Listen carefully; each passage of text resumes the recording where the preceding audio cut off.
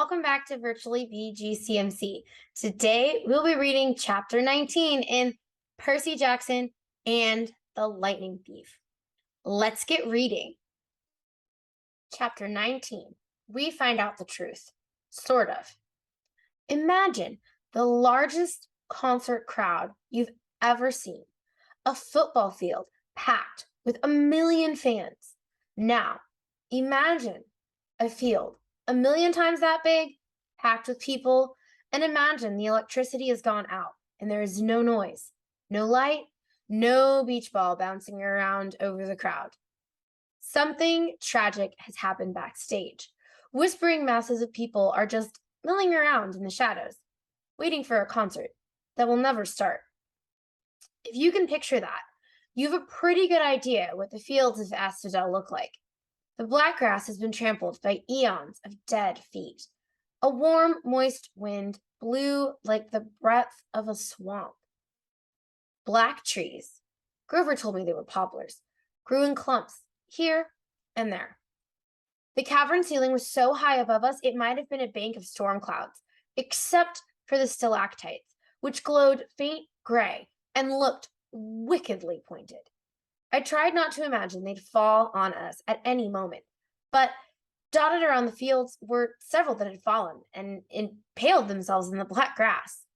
I guess the dead didn't have to worry about little hazards like being speared by stalactites the size of booster rockets.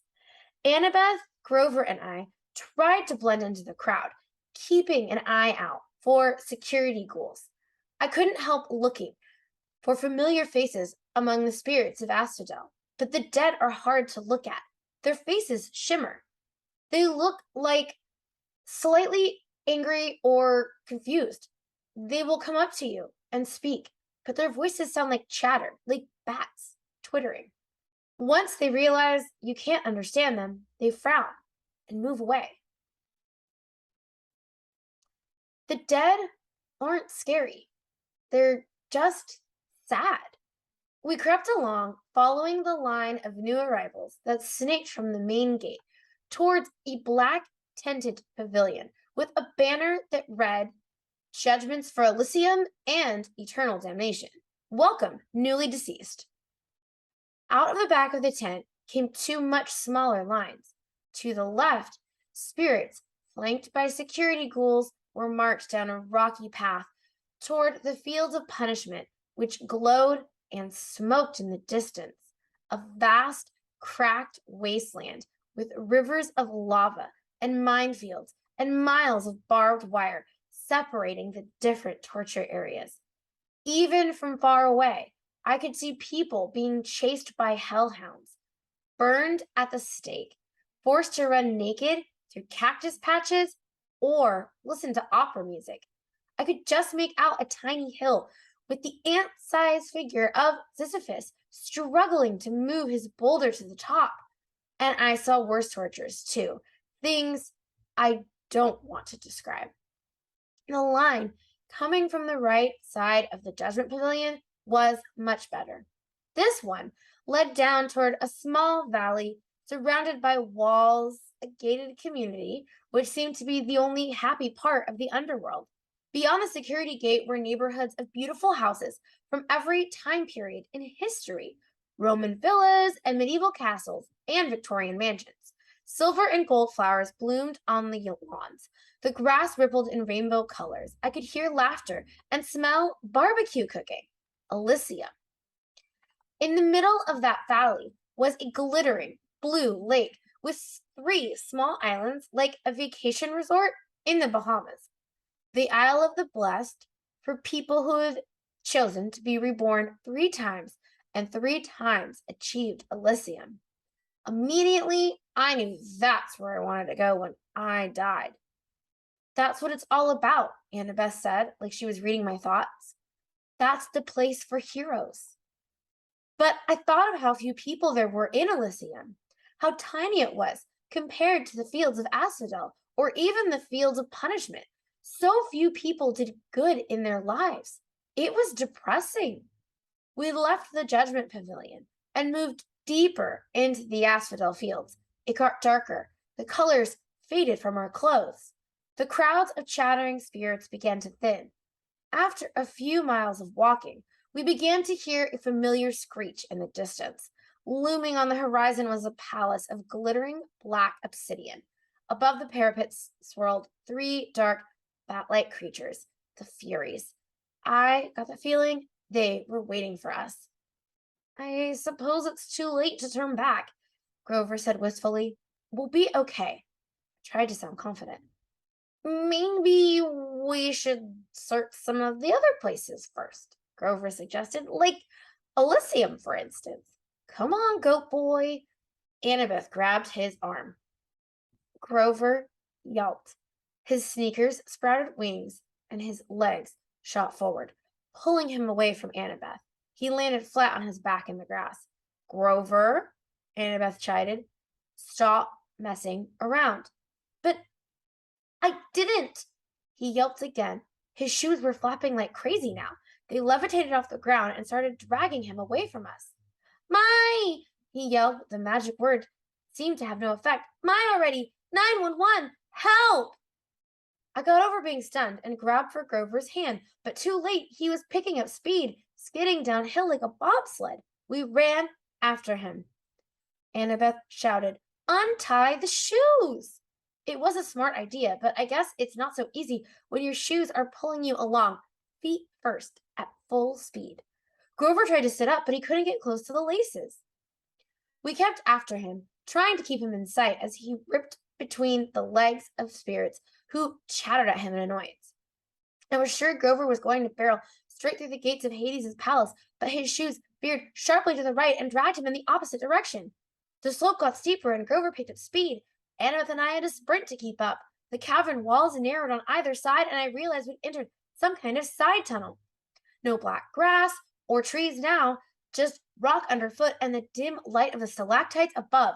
Grover! I yelled, my voice echoing. Hold on to something! What? He yelled back.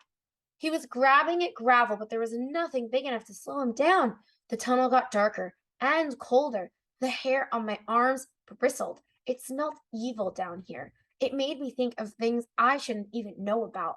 Blood spilled on an ancient stone altar, the foul breath of a murderer. Then I saw what was ahead of us, and I stopped dead in my tracks. The tunnel widened into a huge dark cavern, and in the middle was a chasm the size of a city block. Grover was sliding straight toward the edge. Come on, Percy! Annabeth yelled, tugging at my wrist. But that's I know, she shouted. The place you described in your dream. But Grover's going to fall if we don't catch him. She was right, of course. Grover's predicament got me moving again. He was yelling, clawing at the ground, but the winged shoes kept dragging him toward the pit, and it didn't look like we could possibly get to him in time. What saved him were his hooves. The flying sneakers had always been a loose fit on him, and finally, Grover hit a big rock, and the left shoe came flying off. It sped into the darkness, down into the chasm, and the right shoe kept tugging him along, but not as fast. Grover was able to slow himself down by grabbing onto the big rock and using it like an anchor. He was 10 feet from the edge of the pit when we caught him and hauled him back up the slope. The other winged shoe tugged itself off, circling around us angrily, and kicked our heads in protest before flying off into the chasm to join its twin. We all collapsed, exhausted on the obsidian gravel. My limbs felt like lead. Even my backpack seemed heavier, as if somebody had filled it with rocks. Grover was scratched up pretty bad. His hands were bleeding. His eyes had gone slit-pupiled, goat style, the way they did whenever he was terrified. I don't know how, he panted. I didn't. Wait, I said. Listen. I heard something, a deep whisper in the darkness. Another few seconds, and Annabeth said, Percy, this place. Shh. I stood. The sound was getting louder, muttering, evil voice from far, far below us, coming from the pit. Grover sat up. What's the noise? Annabeth heard it too. I could see it in her eyes. Tartarus. The entrance to Tartarus. I uncapped Acclamus. The bronze sword expanded, gleaming in the darkness. and the evil voice seemed to falter just for a moment before resuming its chant. I could almost make out words now, ancient words, words older even than Greek, as if magic. I said. We have to get out of here, Annabeth said. Together we dragged Grover to his hooves and started back up the tunnel. My legs wouldn't move fast enough. My backpack weighed me down. The voice got louder and angrier behind us, and we broke into a run. Not a moment too soon. A cold blast of wind pulled at our backs as if the entire pit was inhaling. For a terrifying moment, I lost ground, my feet slipping in the gravel. If we'd been any closer to the edge, we would have been sucked in. We kept struggling forward and finally reached the top of the tunnel where the cavern widened out into the fields of asphodel. The wind died. A wail of outrage echoed from deep in the tunnel. Something was not happy we'd gotten away. What was that? Grover panted when we collapsed in the relative safety of a black poplar grove. One of Hades's pets? Annabeth and I looked at each other. I could tell she was nursing an idea, probably the same one she'd gotten during the taxi ride to LA, but she was too scared to share it. That was enough to terrify me. I capped my sword, put the pen back in my pocket. Let's keep going. I looked at Grover. Can you walk? He swallowed. Yeah, sure. Never liked those shoes anyway. He tried to sound brave about it, but he was trembling as badly as Annabeth and I were. Whatever was in that pit was nobody's pet. It was unspeakably old and powerful. Even Echidna hadn't given me that feeling. I was almost relieved to turn my back on that tunnel and head toward the palace of Hades. Almost. The Fury circled the parapets high in the gloom. The outer walls of the fortress glittered black, and the two-story tall bronze gates stood wide open. Up close, I saw that the engravings in the gates were scenes of death. Some were from modern times, an atomic bomb exploding over a city, a trench filled with gas masks wearing soldiers, a line of African famine victims waiting with empty bowls, but all of them looked as if they'd been etched into the bronze thousands of years ago. I wondered if I was looking at prophecies that had come true. Inside the courtyard was the strangest garden I've ever seen. Multicolored mushrooms, poisonous shrubs, and weird, luminous plants grew without sunlight. Precious jewels made up for the lack of flowers, piles of rubies as big as my fist, clumps of raw diamonds, standing here and there like frozen party guests, were Medusa's garden statues, petrified children, satyrs, and centaurs, all smiling grotesquely. In the center of the garden was an orchard of pomegranate trees, their orange blossoms neon bright in the dark. The garden of Persephone, Annabeth said. Keep walking. I understood why she wanted to move on. The tart smell of pomegranates was almost overwhelming. I had a sudden desire to eat them, but then I remembered the story of Persephone. One bite of the underworld food, and we would never be able to leave. I pulled Grover away to keep him from picking a big, juicy one. We walked up the steps of the palace between black columns, through a marble portico, and into the house of Hades. The entry hall had a polished bronze floor, which seemed to boil in the reflected torchlight, but there was no ceiling, just the cavern roof, far above. I guess they never had to worry about rain down here. Every side doorway was guarded by a skeleton in military gear. Some wore Greek armor, some British redcoat uniforms, some camouflaged with tattered American flags on the shoulders. They carried spears or muskets or M16s. None of them bothered us, but their hollow eye sockets followed us as we walked down the hall toward the big set of doors at the opposite end. 2 U.S. Marine skeletons guarded the door. They grinned down at us, rocket-propelled grenade launchers held across their chests. You know, Grover mumbled, I bet Hades doesn't have trouble with door-to-door salesmen. My backpack weighed a ton now. I couldn't figure out why. I wanted to open it, check to see if I had somehow picked up a stray bowling ball, but this wasn't the time. Well, guys, I said, I suppose we should knock? A hot wind blew down the corridor, and the door swung open. The guard stepped aside. I guess that means entree vous? Annabeth said. The room inside looked just like in my dream, except this time the throne of Hades was occupied. He was the third god I'd met, but the first who really struck me as godlike. He was at least 10 feet tall, for one thing, and dressed in black silk robes and a crown of braided gold. His skin was albino white, his hair shoulder length and jet black. He wasn't bulked up like Ares, but he radiated power.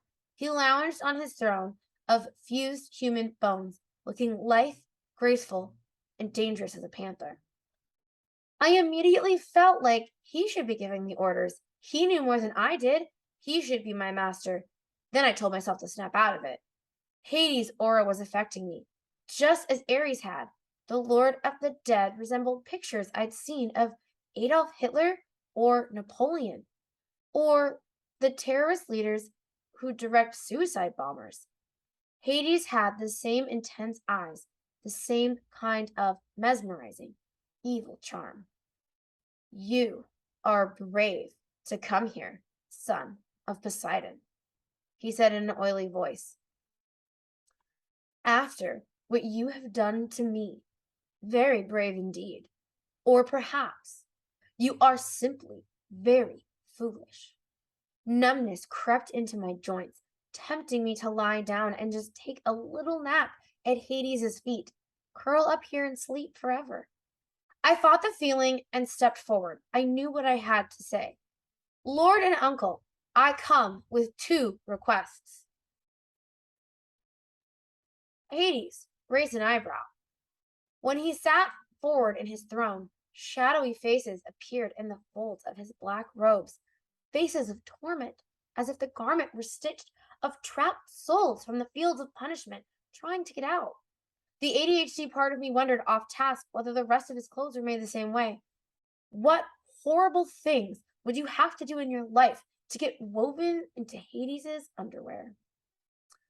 Only 2 requests? Hades said. Arrogant child. As if you have not already taken enough. Speak then. It amuses me not to strike you dead. I swallowed. This was going about as well as I'd feared. I glanced at the empty, smaller throne next to Hades's. It was shaped like a black flower, gilded with gold. I wished Queen Persephone were here.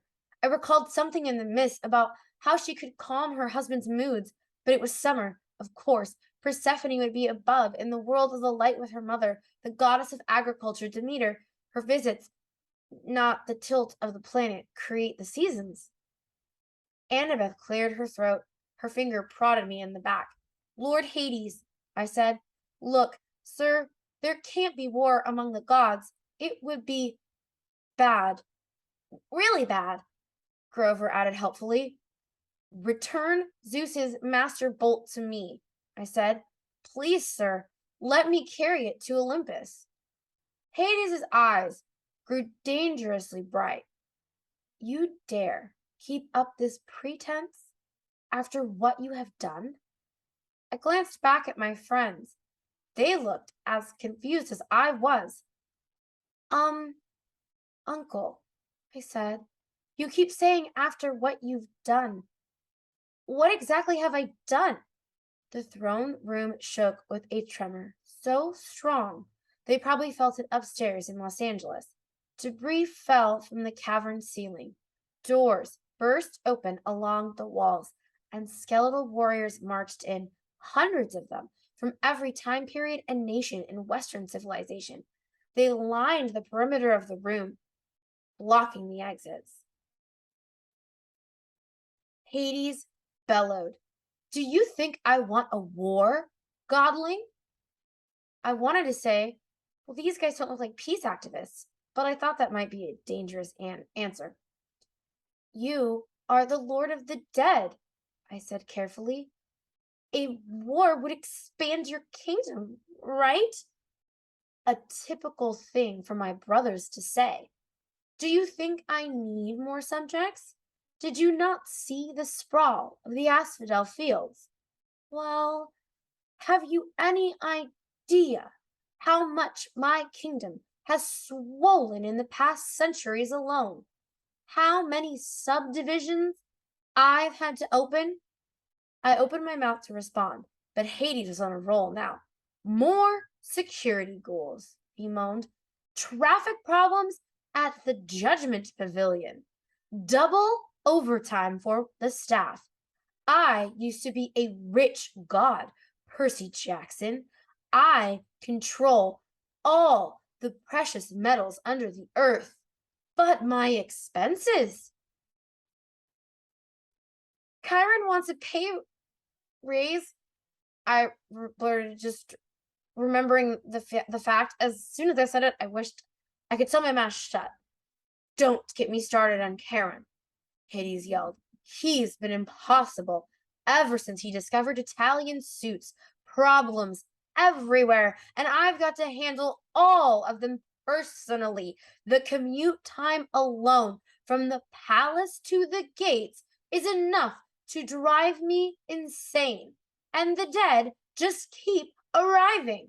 No, Godling, I need no help getting subjects. I did not ask for this war. But you took Zeus's master bolt. Lies. More rumbling. Hades rose from his throne, towering to the height of a football goalpost. Your father may fool Zeus, but I am not so stupid. I see his plan. His plan? You were the thief on the winter solstice, he said. Your father thought to keep you his little secret. He directed you into the throne room of Olympus. You took the master bolt and my helm. Had I not sent my fury to discover you at Yancy Academy, Poseidon might have succeeded in hiding his scheme to start a war, but now you have been forced into the open. You will be exposed as Poseidon's thief, and I will have my helm back. But Annabeth spoke, and I could tell her mind was going 1,000,000 miles an hour. Lord Hades, your helm of darkness is missing too?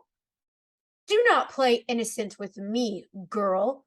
You and the satyr have been helping this hero coming here to threaten me in Poseidon's name. No doubt to bring me an ultimatum. Does Poseidon think I can be blackmailed into supporting him? No, I said. Poseidon didn't. I didn't. I have said nothing of the helm's disappearance, Hades snarled, because I have no illusions that anyone on Olympus would offer me the slightest justice, the slightest help. I can ill afford for word to get out that my most precious weapon of fear is missing. So I searched for you myself, and when it was clear you were coming to me to deliver your threat, I did not try to stop you. You didn't try to stop us, but return my helm now, or I will stop death, Hades threatened. That is my counter proposal. I will open the earth and have the dead pour back into the world. I will make your lands a nightmare, and you, Percy Jackson, your skeleton, will lead my army out of Hades. The skeletal soldiers all took one step forward, making their weapons ready. At that point, I probably should have been terrified. The strange thing was, I felt offended. Nothing gets me angrier than being accused of something I didn't do. I've had a lot of experience with that. You're as bad as Zeus, I said. You think I stole from you? That's why you sent the Furies after me? Of course, Hades said. And the other monsters? Hades curled his lip. I had nothing to do with them. I wanted no quick death for you. I wanted you brought before me alive so you might face every torture in the fields of punishment. Why do you think I let you enter my kingdom so easily? Easily? Return my property. But I don't have your helm. I came for the Master Bolt, which you already possess, Hades shouted. You came here with it, little fool, thinking you could threaten me. But I didn't. Open your pack then. A horrible feeling struck me. The weight in my backpack, like a bowling ball. It couldn't be. I slung it off my shoulder and unzipped it. Inside was a 2-foot-long metal cylinder, spiked on both ends, humming with energy. Percy, Hannibal said, how? I, I don't understand. I don't know. I don't understand. You heroes are all the same, Hades said. Your pride makes you foolish, thinking you could bring such a weapon before me. I did not ask for Zeus's master bolt, but since it is here, you will yield it to me. I am sure it will make an excellent bargaining tool. And now, my helm. Where is it? I was speechless. I had no helm. I had no idea how the master bolt had gotten in my backpack. I wanted to think Hades was pulling some kind of trick. Hades was the bad guy, but suddenly the world turned sideways. I realized I'd been played with. Zeus, Poseidon, and Hades had been set at each other's throats by someone else. The master bolt had been in the backpack, and I'd gotten the backpack from Lord Hades. Wait, I said, this is all a mistake. A mistake? Hades roared. The skeletons aimed their weapons. From high above, there was a fluttering of leathery wings, and the three Furies swooped down to perch on the back of their master's throne. The one with Mrs. Dodd's face grinned at me eagerly and flicked her whip. There is no mistake, Hades said, and I know why you have come. I know the real reason you brought the bolt. You came to bargain for her. Hades loosed a ball of gold fire from his palm. It exploded on the steps in front of me, and there was my mother, frozen in a shower of gold, just as she was at the moment when the Minotaur began to squeeze her to death. I couldn't speak. I reached out to touch her, but the light was as hot as a bonfire. Yes, Hades said with satisfaction. I took her. I knew, Percy Jackson, that you would come to bargain with me eventually. Return my helm, and perhaps I will let her go. She is not dead, you know. Not yet. But if you displease me, that will change. I thought of the pearls in my pocket. Maybe they could get me out of this. If I could just get my mom free. Ah, the pearls. Hades said, and my blood froze. Yes, my brother and his little tricks. Bring them forth, Percy Jackson. My hand moved against my will, and I brought out the pearls. Only 3, Hades said. What a shame. You do realize each only protects a single person. Try to take your mother then, little godling. And which of your friends will you leave behind to spend eternity with me? Go on, choose, or give me the backpack and accept my terms. I looked at Annabeth and Grover. Their faces were grim. We were tricked, I told them. Set up. Yes, but why? Annabeth asked. And the voice in the pit. I don't know yet, I said, but I intend to ask. Decide, boy, Hades yelled. Percy, Grover put his hand on my shoulder. You can't give him the bolt. I know that. Leave me here, he said. Use the 3rd pearl on your mom. No! I'm a satyr, Grover said. We don't have souls like humans do. He can torture me until I die, but he won't get me forever. I'll just be reincarnated as a flower or something. It's the best way. No. Annabeth drew her bronze knife. You two go on. Grover, you have to protect Percy. You have to get your searcher's license and start your quest for Pan. Get his mom out of here. I'll cover for you. I plan to go down fighting. No way, Grover said. I'm staying behind. Think again, goat boy, Annabeth said. Stop it, both of you. I felt like my heart was being ripped in two. They had both been with me through so much. I remembered Grover dive-bombing Medusa in the statue garden, and Annabeth saving us from Cerberus. We'd survived Hephaestus' Waterland ride, the St. Louis Arch, the Lotus Casino. I had spent thousands of miles, worried that I'd be betrayed by a friend, but these friends would never do that. They had done nothing but save me, over and over, and now they wanted to sacrifice their lives for my mom? I know what to do, I said. Take these. I handed them each a pearl. Annabeth said, but Percy. I turned and I faced my mother. I desperately wanted to sacrifice myself and use the last pearl on her, but I knew what she would say. She would never allow it. I had to get the bolt back to Mount Olympus and tell Zeus the truth. I had to stop the war. She would never forgive me if I saved her instead.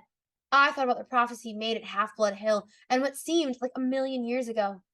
You will fail to save what matters most in the end. I'm sorry, I told her. I'll be back. I'll find a way. The smug look on Hades' face faded.